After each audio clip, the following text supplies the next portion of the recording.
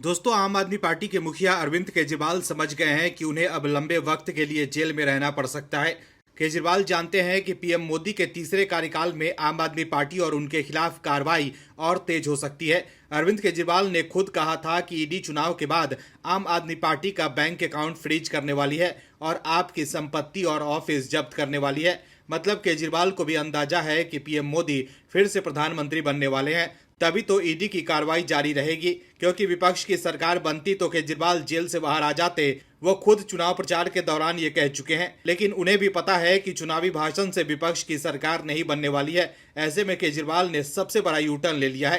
केजरीवाल ने जब राजनीति में कदम रखा था तो वो बड़ी बड़ी बातें करते थे, भ्रष्टाचार के खिलाफ लड़ाई लड़ते थे, आम आदमी बनकर लोगों से वोट मांगते थे और कहते थे कि जी हम आप ही की तरह आम आदमी हैं। सीएम बनने के बाद भी हम 2 कमरों के फ्लैट में रहेंगे। लेकिन केजरीवाल ने अपने लिए शीश महल बनवा लिया। केजरीवाल कांग्रेस पर भ्रष्टाचार का आरोप लगाया करते थे, लेकिन आज कांग्रेस से ही वो हाथ मिला चुके हैं। वहीं कांग्रेस और दूसरे विपक्षी दलों पर अरविंद केजरीवाल परिवारवाद को लेकर भी निशाना साधते थे, लेकिन अब वो इस मामले पर भी यू टर्न ले चुके हैं और अब केजरीवाल खुद परिवारवाद को बढ़ावा दे रहे हैं। कैसे, बताते हैं आपको इस रिपोर्ट में। दरअसल अरविंद केजरीवाल भी आम आदमी पार्टी को अपने पारिवारिक कंपनी की तरह चलाना चाहते हैं। अरविंद केजरीवाल को पार्टी के किसी दूसरे नेताओं पर भरोसा नहीं है।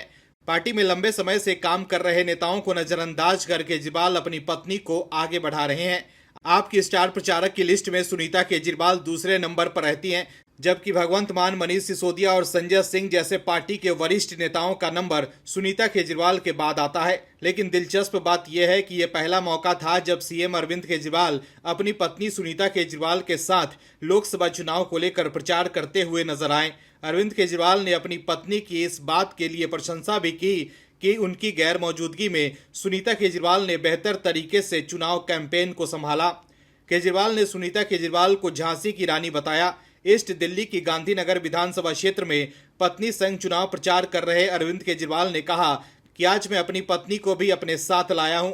मेरी गैर मौजूदगी में उन्होंने सारी जिम्मेदारियां ली। जब मैं जेल में था तब वो मुझसे मिलने आती थी। मैं दिल्ली के लोगों का हालचाल अपनी पत्नी के जरिए जाना करता था और आपको उसके जरिए मैसेज भेजा करता था। वो झांसी की रानी की तरह है। चुनाव प्रचार के दौरान सुनीता केजरीवाल ने भी लोगों को संबोधित किया और भीड़ से अपील करते हुए कहा कि वो आपको वोट दे ताकि उनके पति को दोबारा जेल न जाना पड़े। सुनीता केजरीवाल ने कहा कि ये आपकी दुआओं का असर है कि जिसकी वजह से मेरे पति आज हम लोगों के साथ है।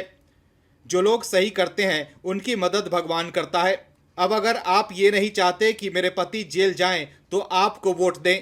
तो देखा आपने कैसे परिवारवाद के खिलाफ राजनीति करने वाले अरविंद केजरीवाल भ्रष्टाचार के आरोपों में फंसने के बाद खुद परिवारवाद को बढ़ावा दे रहे हैं और पार्टी को प्राइवेट कंपनी की तरह चलाना चाहते हैं। सत्ता में आने के 10 साल के भीतर ही अरविंद केजरीवाल अपनी सभी बातों से यू टर्न ले चुके हैं। Bureau report, OMH news. और भी वीडियोस देखने के लिए चैनल को सब्सक्राइब करें और बेल आइकन को दबाएं।